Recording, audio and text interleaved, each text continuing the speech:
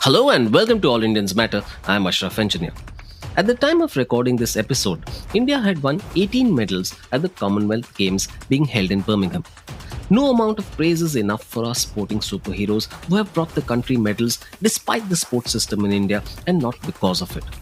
There's no doubt that our performances, especially in major events like the Olympics and Commonwealth Games, has improved over time. Now it's time to build on these performances. Look at it this way, we are a nation of 1.3 billion people with more than 300 million youth of Olympic participation age. This is more or less the entire population of the US. Yet, even smaller nations, some of them smaller even than some of our states, regularly win more medals. The problem lies not just in the way we nurture our sportspersons, but also in our sporting culture. What can be done to make India a sporting superpower? All Indians matter. Let's look at India's Olympic journey first. The first modern Olympic Games were held in Athens in 1896. There was no Indian representation in those games. The Calcutta-born Britisher Norman Pritchard was the only Indian to participate in the 1900 Olympics in Paris and the first Asia-born athlete to win Olympic medals, silvers in the 200-meter sprint and hurdles. It's unclear, however, whether Pritchard competed as an Indian or as a British citizen. The colonial period saw India's participation in 6 Olympic Games, winning medals in only field hockey apart from Pritchard's medals. We continued to dominate field hockey until 1960, registering 7 golds and a silver.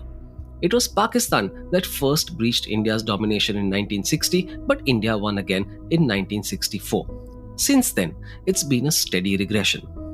India limped to a bronze in the 1968 and 1972 games but won gold in Moscow in 1980. However, most of the heavyweights had boycotted those games, and the win must be seen in that light. This was the last time India won a field hockey medal in the Olympics. India's first Olympic medal outside of field hockey, if you don't count Pritchard's haul, came in 1952 in Helsinki with Khashaba Dadasaheb Jadhav winning a bronze in the men's freestyle bantamweight boxing. After that, it was only in the 1996 Atlanta Olympics, with Leander Paes winning bronze in the men's singles tennis event, that India won at least one medal in a non-hockey event. Since then, we won at least one medal in every Olympics.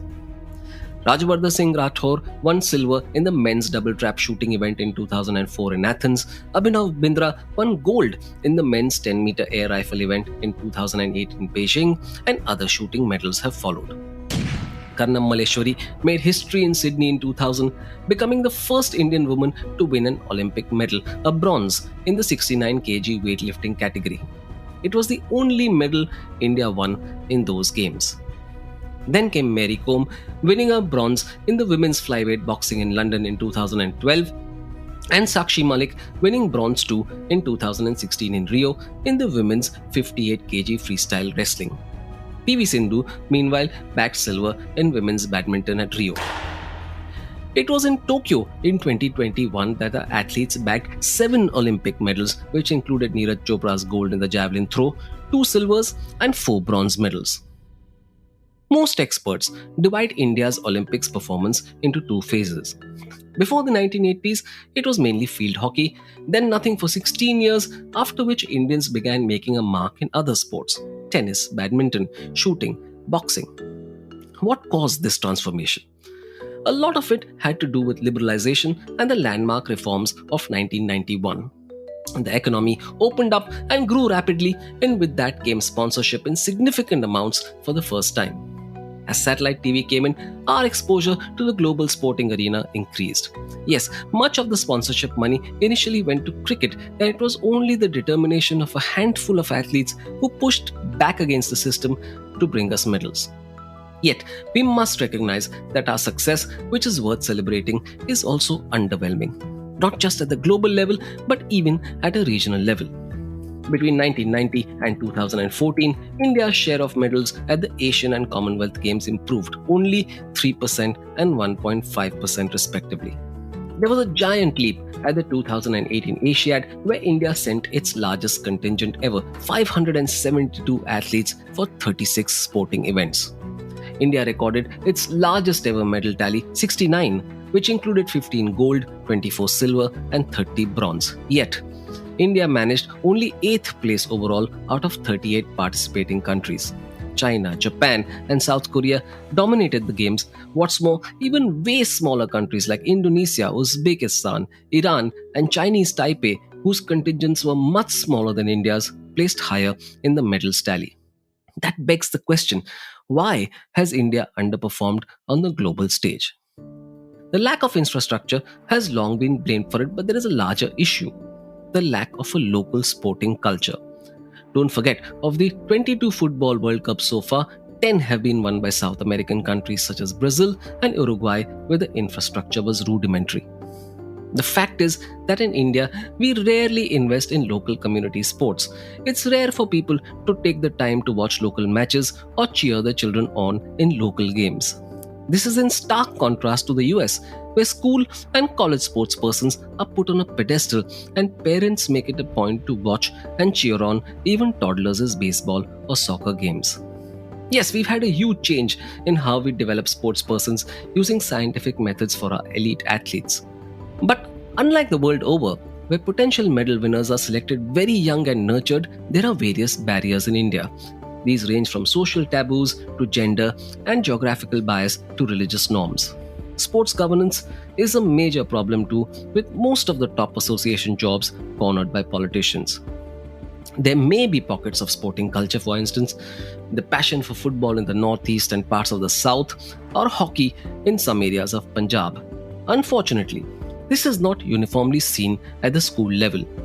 Indian parents continue to place academic success over everything else, believing that's the key to a secure future. There is huge scope to widen interest and participation in sports, which finds mention in the government's Khelo India program. The most important suggestion is that schools get cracking on identifying and training children with serious sporting potential. But this argument can't be limited to infrastructure, which would take ages to build in any case. We won't succeed without parents and teachers, and I would say even the larger community, coming together to encourage young sportspersons and not view sports as a diversion rather than a priority. Professional sporting leagues would widen the opportunities available for sportspersons. Just see how the Indian Premier League enabled new cricketing talent to bubble to the surface. Similar leagues have been established for kabaddi, badminton, and other sports, and that's very encouraging. Access to modern training methods, equipment, nutritionists, world class coaches, and playing alongside top international talent will show results. The country could also look at establishing centers of training for sports other than cricket, which already has the National Cricket Academy and other initiatives. As a start, India could choose a state for establishing a center for a particular sport, say football. Another state could have one for wrestling, and so on. 15 to 20 such hubs would make a huge difference to not just how we prepare our athletes, but also substantially change our sporting culture. Many sportspersons and experts have suggested these in the past. These should be intensive, serious sporting hubs, full-time and residential, with a scientific approach towards diet and training. They must focus on holistic development rather than just sporting. This means that there must be a special emphasis on participants' education too. The investment for these state-of-the-art centers can come from corporate entities in the form of sponsorships, while the land and permissions can be the state government's responsibility. These hubs won't work unless they have the active participation and management of leading sportspersons, coaches, sports medicine specialists, fitness experts, and sports psychologists. In the end, what India needs to change is the way it views sports. Thankfully, that's happening. By focusing on spotting and nurturing its sportspersons early, India can fulfill its potential and begin to be counted, finally, among the great sporting nations of the world. How do you think India can change its sporting culture? Have you been part of an initiative to uplift sports at a local level? If yes, I'd love to know. Write to me at editor@allindiansmatter.in.